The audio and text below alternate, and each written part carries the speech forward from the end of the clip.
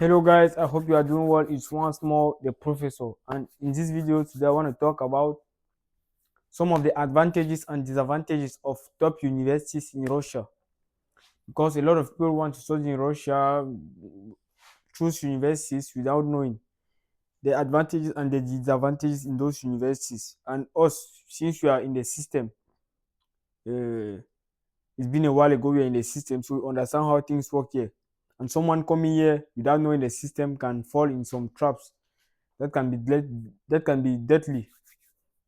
So without further ado, let's get into it.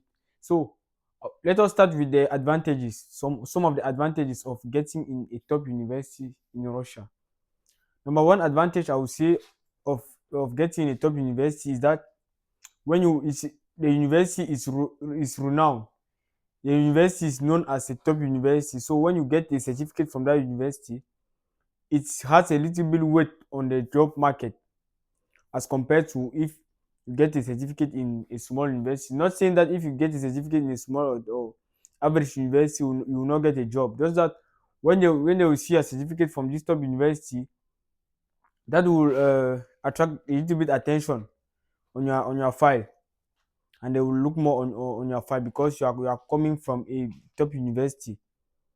And this is, as I said, this is the first advantage. It is a known university, and the certificate has a little bit of weight on the job market because the university is very known.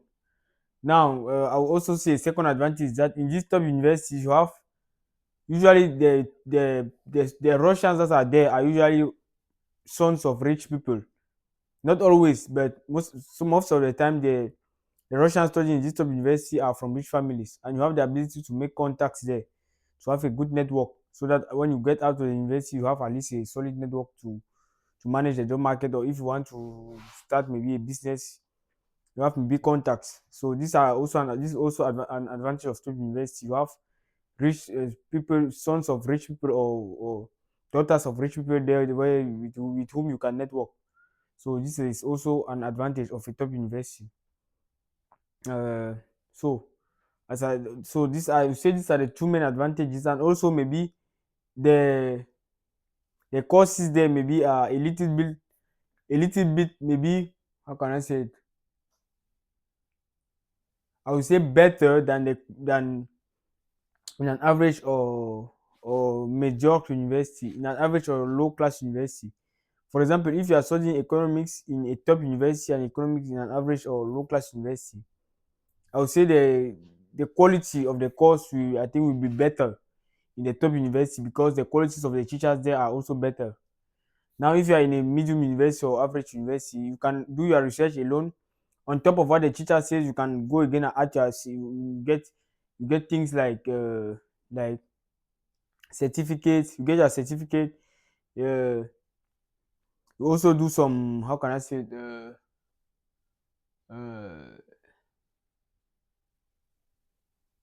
in fact, some other certificates apart from what you will get in school. There are also some small certificates that you can do apart from what from your diploma that you get in school. So when you are in an average or low class university, you can do that. But if you're in a top university, the quality is very high there, and your certificate alone already weighs a lot. Now, I would say these are the three main advantages. Now, what are the disadvantages of these top universities? I would say first disadvantage is that maybe it's expensive. I don't know if it's a disadvantage, but it's expensive. As a top university, it will be expensive.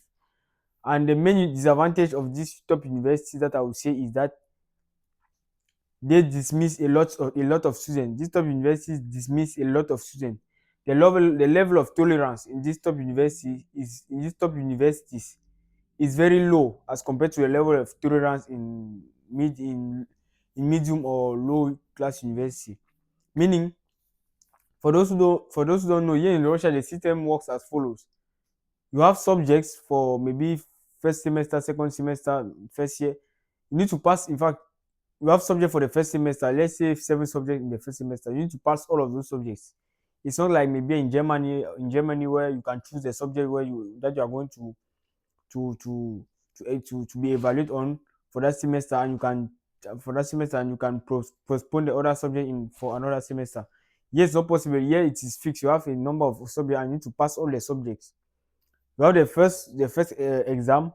After that, you have the rattrapage, meaning if you fail, you have another exam for you to be able to pass. And if you don't pass, you have the commissary, which is the commission. In the commission, you have the different teachers there, and it's the last thing. If you fail that, you are being dismissed. Being dismissed, I'll explain. If you are in a top university, usually when you fail the commission, you are being dismissed of one subject. Meaning you need to pass all. For example, if you have 11 subjects on the first semester, you need to pass all the 11 subjects. If you fail only one, and failing means you fail the first test, you fail the second, the commission, you fail two. Meaning when you fail one subject, the university dismiss you immediately. While in some low class, while in some average universities, you can fail even till the commission. They will give you another chance again. Even while being in the second semester, you have the ability to find a teacher, and the teacher can give you another exam so that you should not, so that they will not dismiss you just like that. Meaning you have some second chance. You have some. It's not easy for them to just dismiss you because you fail only one subject. But in this top university, they are very strict. If you fail only one subject, they can dismiss you only because of that one subject. So that's why I advise people be very careful. If you are going to a top university, be prepared to school, to study, to study, to focus only on studies, because the studies in Russia are very delicate. In other countries, like maybe for Germany, I know that there you have the ability to choose some subject that you can write for this semester. And maybe you can in fact, for bachelors, for example, for bachelors, I know that some people do bachelors in 3 years, some people do bachelors in 4 years, some people have even after 5 years they are still in school. They don't have they have not yet done the bachelors. But here in Russia, if someone does maybe 4 years, 4 years, 5 years here, and he doesn't have his bachelor, that means he has been dismissed from the university. Because here there is no such thing as changing, balancing subject. Here there it is fixed, and you need to pass everything.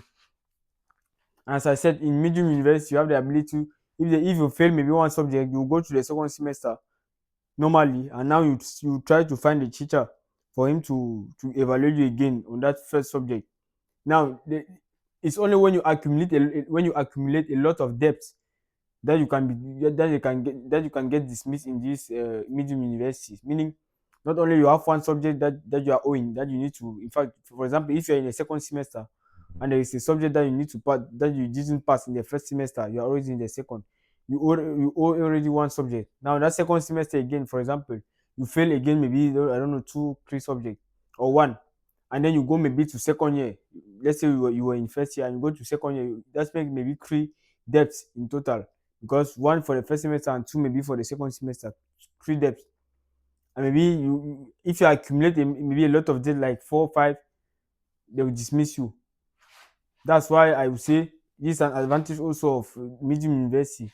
That's why I will not advise someone who is supposed to pay his school fees himself. I will not advise him to go to top university, because it will not be easy for you. It will not be easy for you to go to top university and manage, because, excuse me, because not only the school fees is expensive, and on top of that, if you fail a subject, you can get dismissed immediately. So that's what I wanted to mention. So I think that's all. Now you know how the system work, and you know which university you can choose, and also everything depends also on your budget. If you have a good budget, you can choose a top university. So see you next. Ciao, ciao.